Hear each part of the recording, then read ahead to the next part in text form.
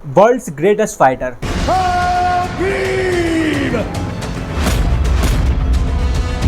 Habib Abdulmanap. The Eagle!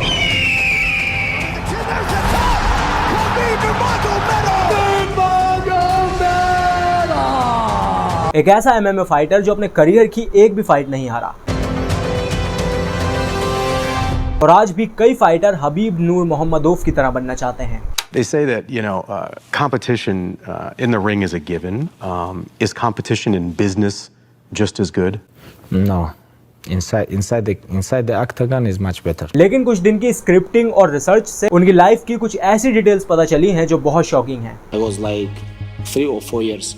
And of course I was training very hard.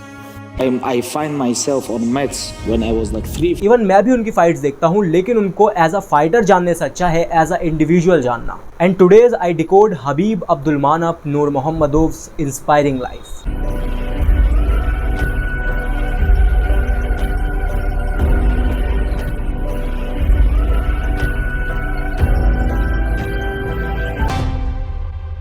हबीब का जन्म 20 सितंबर 1988 Russia के एक Dagestan reason में हुआ था। दागिस्तान एक माउंटेन और पॉवर्टी स्ट्रगन एरिया है जहां पॉलिटिकल इंस्टेबिलिटी कॉमन है, लेकिन यहां की सबसे बड़ी आइडेंटिटी है कॉम्बैट स्पोर्ट जैसे रेसलिंग, जूडो, सैम्बो। यहां के लिए सिर्फ एक हॉबी नहीं है, बल्कि यहां के कल्चर और सर्वाइवल का एक हिस्सा है। Some people might not find my coaching style suitable. I'm a bit of a dictator in my approach. जैसे हम इंडिया में देखें तो देश के हर एक कोने में हर एक बच्चा क्रिकेट के पीछे भागता है। यहाँ हर गली मोहल्ले में बच्चा क्रिकेट खेल रहा होता है। उसी तरह दागिस्तान के हर एक गांव का बच्चा छोटी उम्र से ही फाइटिंग कर रहा होता है। दागिस्तान में MMA यानी मिक्स्ड मार्शल आर्ट का इतना क्रेज है कि वहाँ पर अगर कोई मेहमान आ जाते हैं तो उन बच्चों की आपस में MMA फाइटिंग करवाई जाती है। वहाँ के लोगों का ये मानना है कि अगर छोटी उम्र से ही बच्चे कॉम्बैट स्पोर्ट में जाते हैं तो उनके सेंसेस शार्प हो जाते हैं, बॉडी यूज्ड टू हो जाती है लड़ने के लिए। और इसी रगेड एनवायरनमेंट ने हबीब को बनाया है। ये लैंड ऑफ वॉरियर्स एक बर्थ प्लेस नहीं थी, बल्कि हबीब के लिए उसकी आइडेंटिटी का बैकबोन थी। हबीब के फादर एक रिटायर्ड सोल्जर और एक कोच थे। उनका बिलीव ये था कि डिसिप्लिन और प्रिंसिपल ही बच्चे पर किया हुआ एक असल इन्वेस्टमेंट है। कोचिंग और ट्रेनिंग की इंटेंसिटी आप इमेजिन नहीं कर सकते। 9 साल की उम्र में हबीब भालू के साथ रेसलिंग करते थे। Apart from regular activities with his peers, in those times the Dagestani boy practiced wrestling not only with people but also with real bears. ये एक वायरल स्टंट नहीं था, बल्कि उनके फादर की हुई एक फिलॉसफी थी। उनका मानना यह था कि अगर बचपन से ही तुम इम्पॉसिबल चीजें फेस कर लोगे तो जिंदगी में कभी भी तुम्हें कोई इंसान तोड़ नहीं पाएगा। हबीब की फाइटिंग स्किल को अगर हम ब्रेक डाउन करें तो उनका बेस था सैम्बो और रेसलिंग। और हमेशा उनकी फाइट में एक पैटर्न नोटिस होता है। सबसे पहले टेक डाउन, ओपोनेंट को गिराना, केज पिन, उसे लॉक करके मूवमेंट ब्लॉक करना, और ग्राउंड कंट्रोल, कांस्टेंट प्रेशर और डोमिनेंस। और MMA वर्ल्ड में ऐसा कहा जाता है कि हबीब का जो ग्राउंड गेम है वो सबसे ज्यादा स्ट्रॉन्ग है। एक्सपर्ट्स के अकॉर्डिंग अगर ओपोनेंट उनका ग्राउंड गेम समझ गया तो उसको डिफीट करना आसान है, लेकिन हबीब का जो गेम है उसके खिलाफ स्ट्रेटेजी बनाना ऑलमोस्ट इम्पॉसिबल है। 2012 जब हबीब ने UFC में एंट्री ली, लेकिन ये एंट्री एकदम स्मूथ नहीं थी, क्योंकि UFC जो है वो अमेरिकन डोमिनेटेड ऑर्गेनाइजेशन है और वहाँ पर हमेशा फ्लैशी स्ट्राइकर और ट्रैश टॉकर ही हेडलाइन बनते हैं। Eagle of Dagestan, and we would listen to it every day in the gym, and he would tell me, DC, one day I'm going to be undefeated, undisputed champion, and I'm going to make loads of money. And we would say, oh, you're out of your mind. And he did all those things.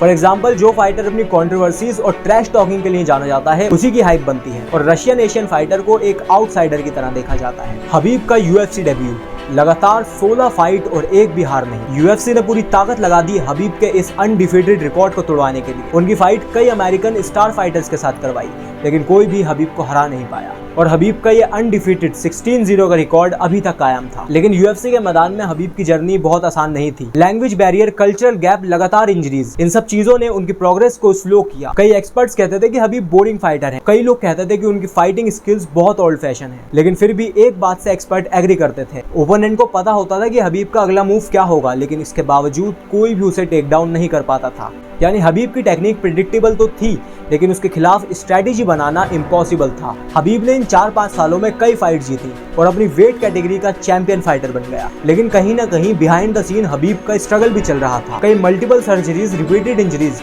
और सबसे famous cursed fight Tony Ferguson के साथ। UFC ने उनके बीच की fight को 5 बार schedule किया, लेकिन हबीब की रिपीटेड इंजरीज और हेल्थ इश्यूज की वजह से कभी ये फाइट हो ही नहीं पाई। हबीब अब भी अनडिफीटेड था, लेकिन जब इसका राइज हो रहा था तो एक फाइटर और था जो अपनी ट्रैश टॉक और मॉडल फाइटिंग स्किल्स की वजह से लाइमलाइट में आ रहा था, और उस फाइटर का नाम था Conor McGregor.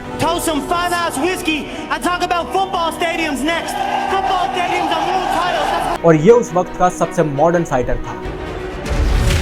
Oh!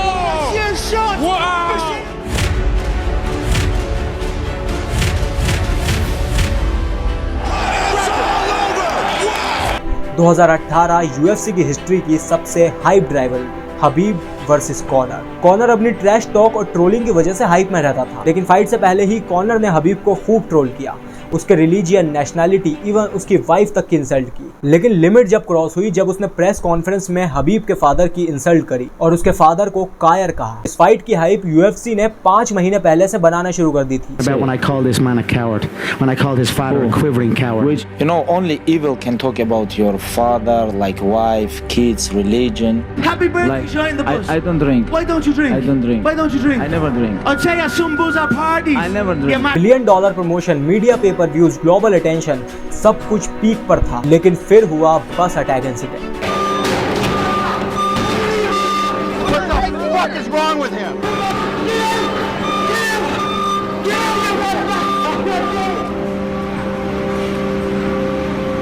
That's why I own y'all.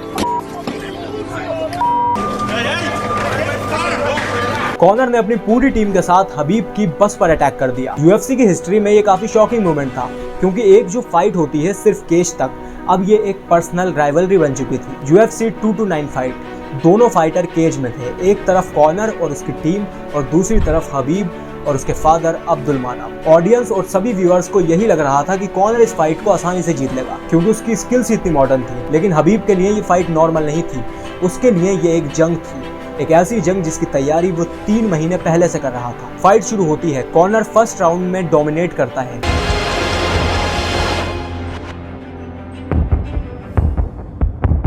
लेकिन सेकंड राउंड शुरू होते ही हबीब अपना ग्राउंड गेम शुरू करता है और कॉनर को एक के बाद एक डोमिनेट करता है।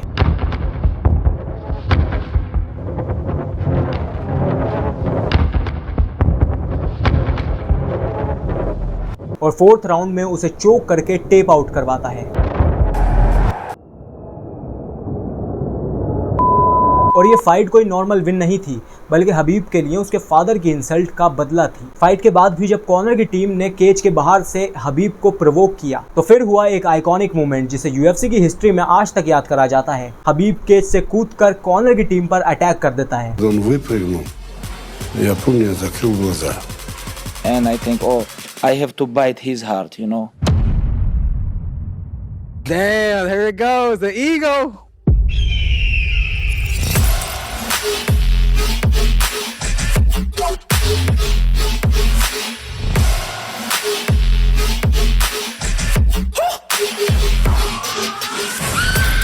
देन इसका कंक्लूजन ये निकलता है कि हबीब को फाइट जीतने के बाद बेल्ट नहीं मिलती है और उस पर कुछ समय का बैन लग जाता है। 2020 कोविड के दौरान हबीब के फादर, जो उसके कोच थे, टीचर थे, मेंटर थे, उनकी डेथ हो जाती है। उसके बाद हबीब की लास्ट फाइट जस्टिन गेथजे के साथ। फाइट जीतने के बाद केज में ही अपने ग्लव्स उतारे और अनाउंस करा कि ये फाइट मेरे करियर की लास्ट फाइट है। और एक इंटरव्यू में हबीब ने ये भी बताया कि उसने अपनी मदर से प्रॉमिस करा था कि बिना फादर के वो अपना फाइटिंग करियर कंटिन्यू नहीं करेगा। 29 फाइट 0 लॉस, इस अनडिफीटेड रिकॉर्ड के साथ रिटायर होना UFC की हिस्ट्री का एक आइकॉनिक मोमेंट था। किसी ने अपने करियर की एक भी फाइट ना हारने का रिकॉर्ड के बाद अपना करियर वॉलंटरीली एंड नहीं किया था। ये डिसीजन पैसे और फेम का नहीं था, बल्कि फैमिली और वैल्यू पर बेस्ड था। रिटायरमेंट के बाद हबीब ने एक नए रोल में एंट्री ली, कोच और मेंटर। इस्लाम मखाचेव जैसे फाइटर उनके अंडर ट्रेन होकर आज चैंपियन बन रहे हैं। अपने फादर की लेगेसी को कंटिन्यू करते हुए हबीब ने दागिस्तान में MMA प्रमोशंस और अपॉर्चुनिटीज क्रिएट की,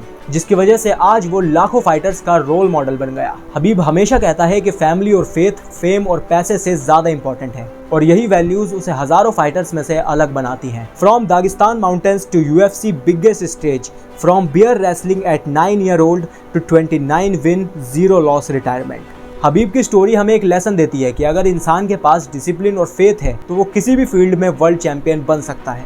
हो सकता है फ्यूचर में उसका कोई रिकॉर्ड तोड़ दे, लेकिन उसकी legacy as a good son and as a role model हमेशा याद रहेगी। आपको हबीब की स्टोरी कैसी लगी मुझे कमेंट्स में बताना। देन मुझे इस डॉक्यूमेंट्री को बनाने में काफ़ी एफर्ट्स लगे हैं, तो इस वीडियो को ज़रूर शेयर करना। मिलते हैं अगली वीडियो में। Thank you.